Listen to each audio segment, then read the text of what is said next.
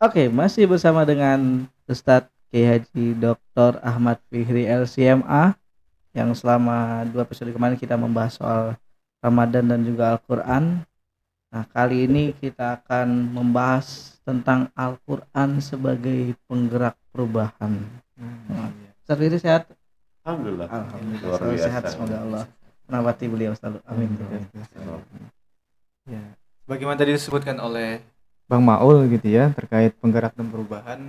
Yang namanya bergerak dan berubah itu kan butuh arah kompas begitu Ustaz ya. Arah bagaimana. Nah, bagaimana Al-Qur'an bisa menjadi kompas atau arah Ustaz bagi kita semua, bukan hanya sebagai bacaan Ibadah dalam aja. ibadah begitu ya. Ya, terima kasih. Yang perlu dipahami, Al-Quran itu kan kalamullah.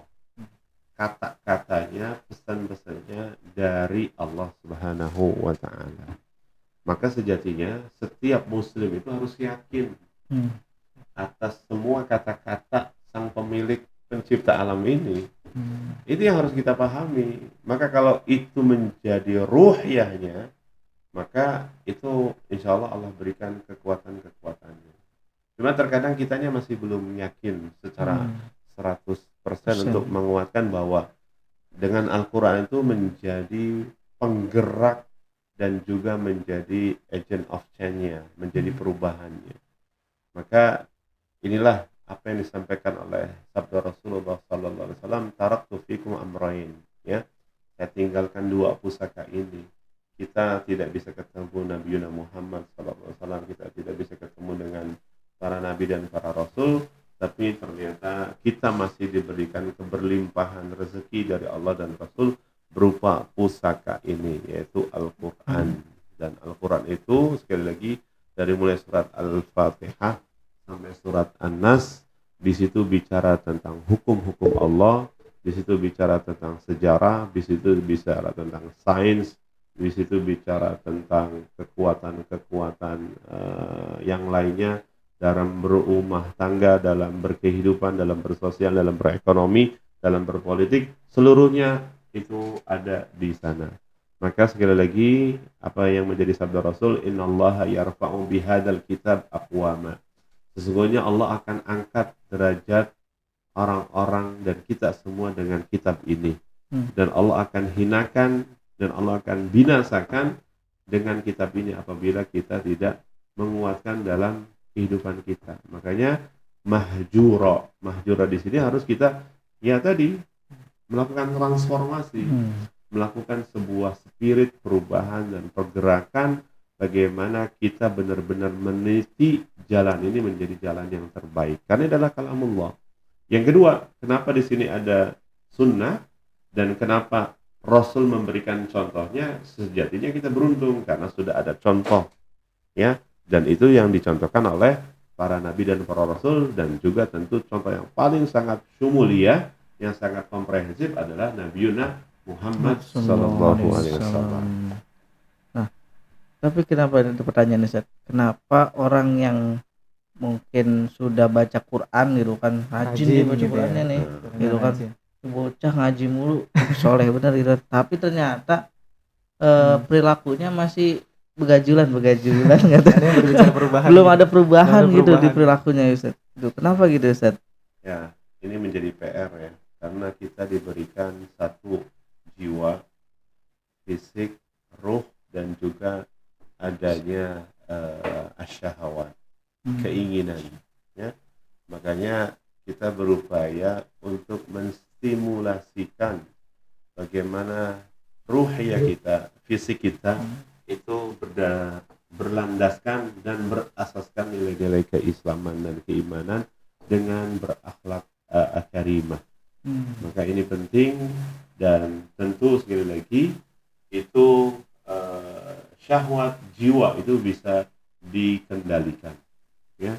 Maka penguatannya adalah al-adab, ya, adab sebelum ilmu, Quran sebelum Quran sebelum iman tadi. Sehingga ini yang harus kita kuatkan bersama dalam kehidupan kita sehari-hari. Dan kalau sekiranya ada yang menghafal Quran ataupun yang baca Quran tapi ternyata akhlaknya masih daripada akhlak Islaminya masih jauh, maka itu menjadi PR bagaimana mengelola kejiwaan, emosional, jangan sampai ini malah ditarik oleh emosional syaitaniyah yang itu bisa mengendalikan kita semua. Wallahu a'lam. Jadi Al-Quran itu membentuk akhlak dan karakter juga ya Ustaz. Betul. Iya. Nah, Jadi terus iya, maksudnya ternyata yang harus diubah itu pertama adabnya dulu Adabnya gitu ya. dulu. Mungkin dari cara megang Qurannya begitu Ustaz ya, atau Betul. dari bagaimana kita menyikapi Al-Quran dan sebagainya. Nah, mungkin juga Ustaz dijabarkan juga mungkin Ustaz bagaimana bentuk-bentuk akhlaknya, kemudian karakter-karakternya yang perlu kita gimana Quran itu bisa membentuk akhlak dan karakter seorang Ustaz gitu. Yang pertama, akhlak-akhlak kita dalam bermuamalah dengan Al-Quranan yang sederhana. Yang pertama, sebelum kita membaca, kita memiliki kondisi bagaimana kita berwudu, kemudian menghadap kiblat. Kemudian juga yang harus sering kita perlakukan Al-Quran itu, ya mushaf itu jangan sampai posisinya ada di bawah. Kita sering banget melihat mushaf Quran itu posisinya ada di bawah, padahal itu adalah ayat-ayat Allah Subhanahu wa ta'ala yang harus kita hormati, yang harus kita muliakan, karena itu berisi tentang konten-konten kemuliaan. Berbeda ketika Quran itu masuk dalam bentuk software ataupun dalam bentuk aplikasi sistem.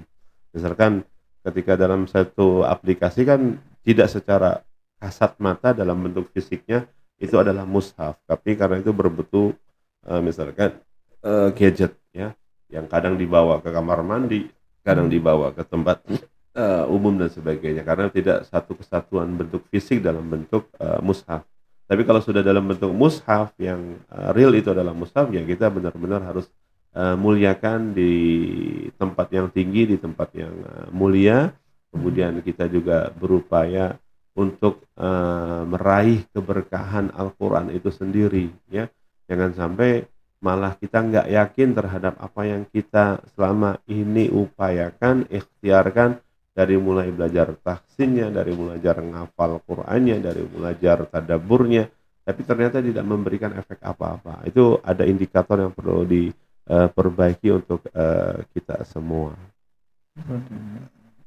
Jadi salah satu di antara bentuknya itu ya, kita dimulai dari awal-awalnya teman-teman, dari wudunya, kemudian yang seperti tadi ada adabnya begitu ya. Jadi contoh nyata juga kedekatan seorang dengan Al-Quran tadi ya, mulai Betul. dari dia semacamnya itu sudah sesuai dengan Al-Quran.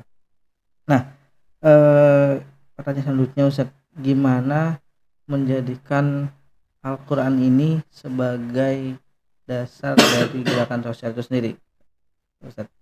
Ya, karena Al-Quran juga sudah memuat ajaran bahwa kita harus peduli terhadap lingkungan, kita harus peka terhadap isu-isu sosial kemasyarakatan, dan Al-Quran sudah memberikan arahan, pedoman, petunjuk agar jangan sampai kita itu soleh secara diri kita, tapi bagaimana kita juga soleh secara sosial. Maka akhlak ahlul Quran adalah peduli. Misalkan di sebelah kanan kita, kiri kita ada orang-orang yatim, ada orang-orang du'afa.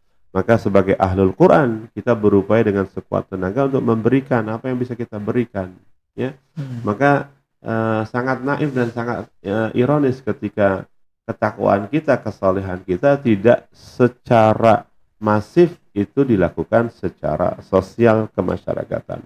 Maka aqimus shalah wa atuz zakah itu kan menjadi ajarannya Al-Quran ya, dirikanlah salat dan tunaikanlah zakat. Maka tentu sekali lagi Al-Quran sudah memberikan guidance, memberikan petunjuk, arahan, bimbingan bagaimana kita sebagai muslim, sebagai ahlul Quran punya spirit untuk membangun kepekaan secara lingkungan. Karena itu ada menjadi tanggung jawab kita bersama, bagaimana lingkungan kita, alam kita, kondisi saudara-saudara kita, tetangga kita itu benar-benar merasakan kekuatan itu semua.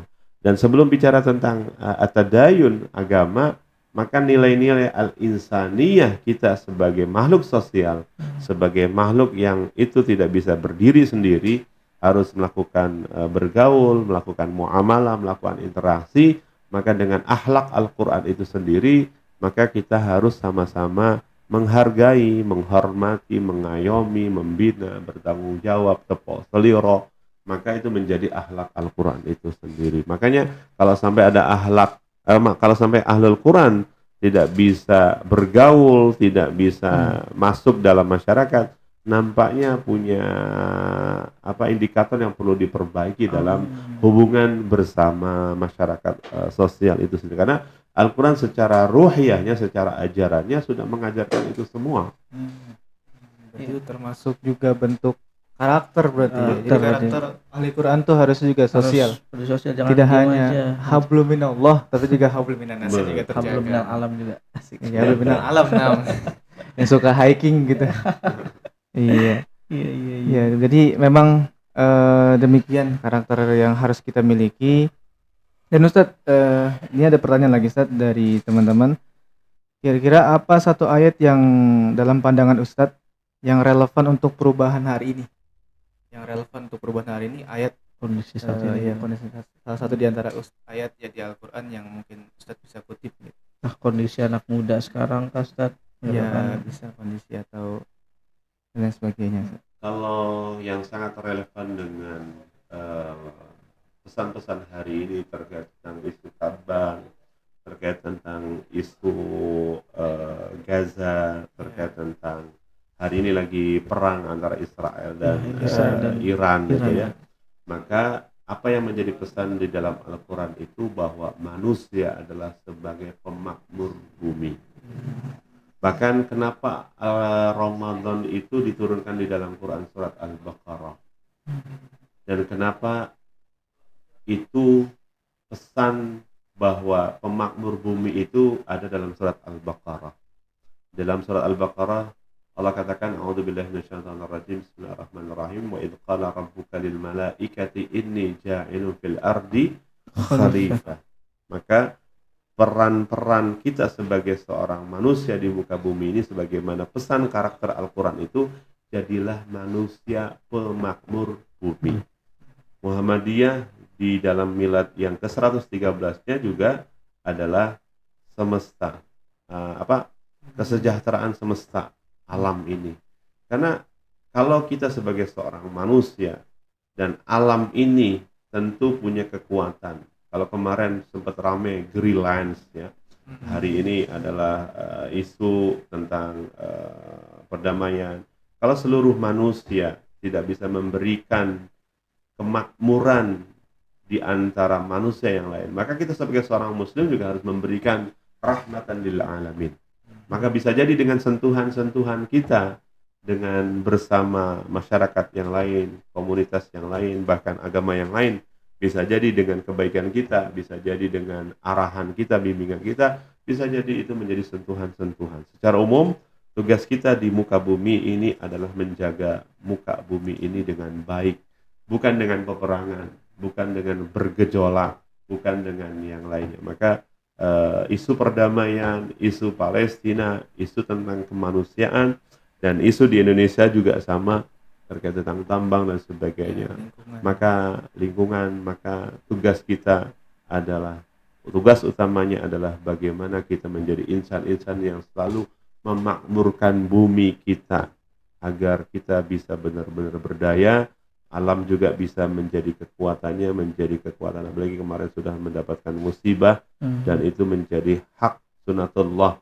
Kalau tidak diberikan amanah-amanah yang sesuai dengan berjalannya di muka bumi ini, maka ya akan terjadi al-masaib, musibah. Zuharal fasadu fil barri wal bahr bima kasabat aydin nas liyudhiqahum ba'dalladzi amilu. Maka sekali lagi tugas kita, siapapun kita manusia, adalah bagaimana kita memberikan maslahat, bukan mafsadat. Ya, selalu memberikan kebaikan-kebaikan. Mungkin itu. Insyaallah. Itu untuk berarti tadi terkait tentang kita sebagai pemakmur bumi gitu kan, itu perlu juga dekat dengan Quran dan dunia gitu kan. Jadi bukan hanya di Ramadan aja, tapi di luar Ramadan juga ya Ustaz. Betul. Lalu gimana caranya menjaga diri kita nih agar tetap dekat terus bos ya gitu kan, istiqomah gitu kan, sebagai pemakmur bumi nantinya gitu kan. Walaupun Betul. Ramadan sudah selesai gitu.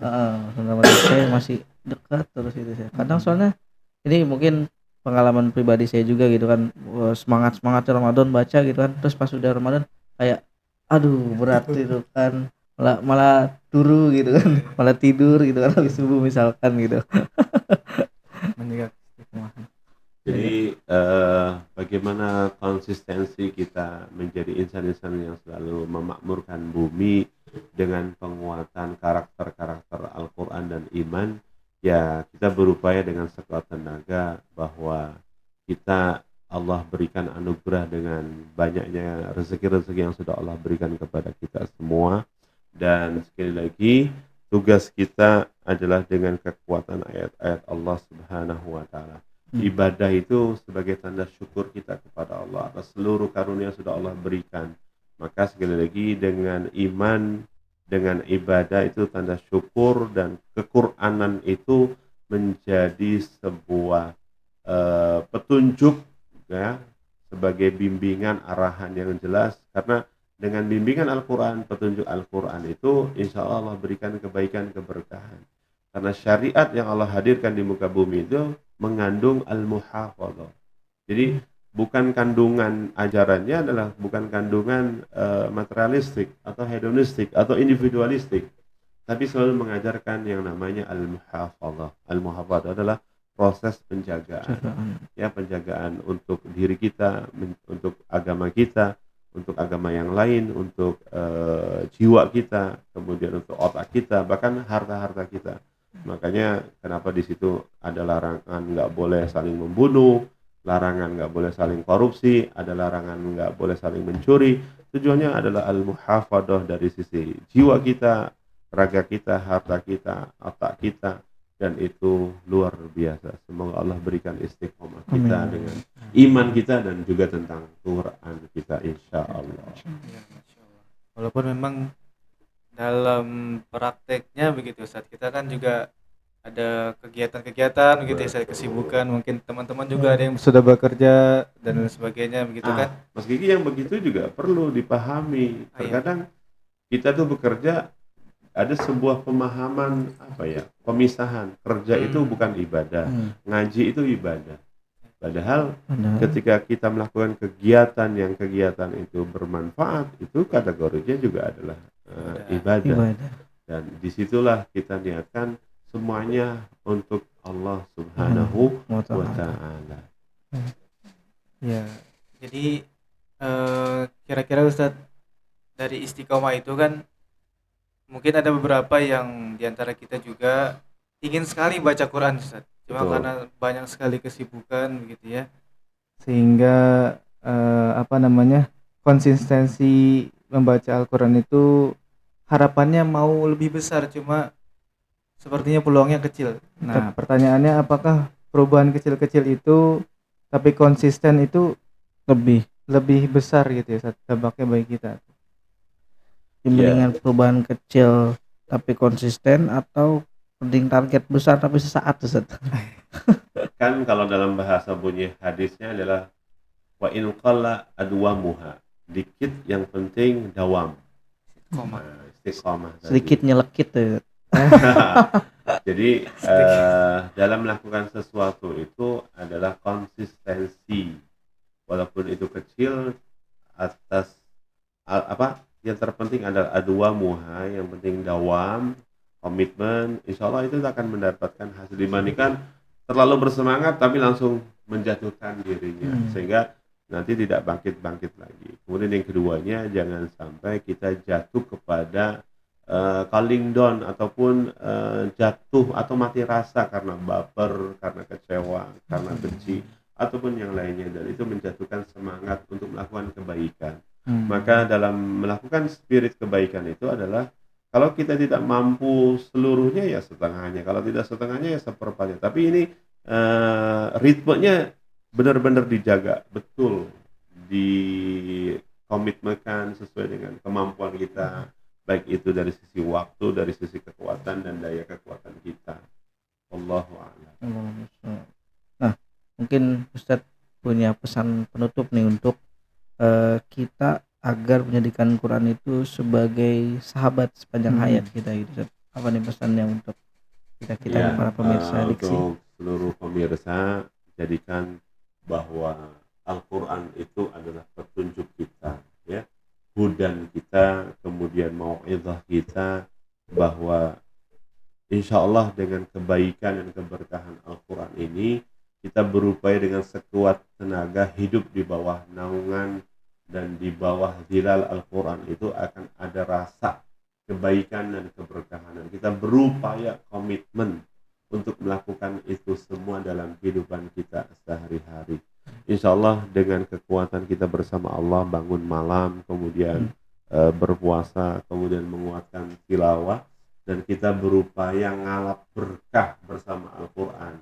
Ngalap berkah itu apa yang bisa kita berikan, dari mulai belajar tahsinnya, kemudian belajar tajwidnya, kemudian kalau ada yang ngafalin Quran kita berikan support materi, ataupun lebih daripada itu untuk keberadaban dan peradaban Al-Quran itu benar-benar terus berkelanjutan. Karena keberuntungan Al-Quran itu, pertama bacanya sudah dapat pahala, kemudian ayat-ayat Allahnya itu benar-benar mengandung kebaikan-kebaikan, dan tentu sekali lagi Ramadan dan Al-Quran itu punya relevansi yang sangat luar biasa kuat, sehingga maka dua-duanya itu insya Allah akan menghadirkan madrasah-madrasah agar kita menjadi pribadi-pribadi mulia dan pribadi-pribadi yang bertakwa. Wallahu a'lam. Masya Allah, jazakallah khairan kasihan kepada Ustadz Fihri yang sudah mendampingi kami, bersama kami di Diksi pada 3 episode ini gitu.